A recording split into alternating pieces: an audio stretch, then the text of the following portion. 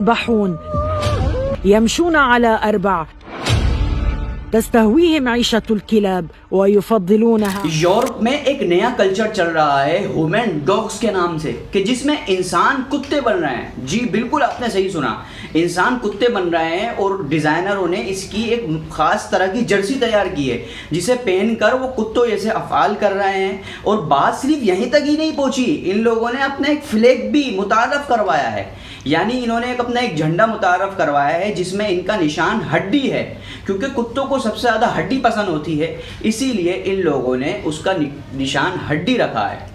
अच्छा, बात सिर्फ यहीं तक ही नहीं रही है, बात बहुत आगे बढ़ चुकी है। इन लोगों ने ह्यूमन डॉग्स राइट के नाम से अपने हुकूक के लिए ये बात कही है कि भाई जिस तरह आम शहरियों के लिए फैसिलिटीज़ दी जाती हैं, इसी तरह हमारे लिए भी फैसिलिटीज़ होना चाहिए। जिस तरह कोई आम शहरी बस में सफ़र करता है तो उसके लिए ख़ास जगह होती है बैठने की, इसी तरह हमारे लिए भी होना चाहिए।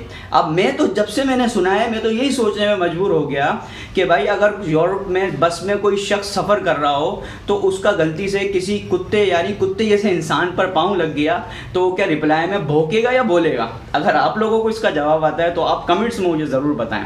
अच्छा, तशवीश की बात पता है क्या है?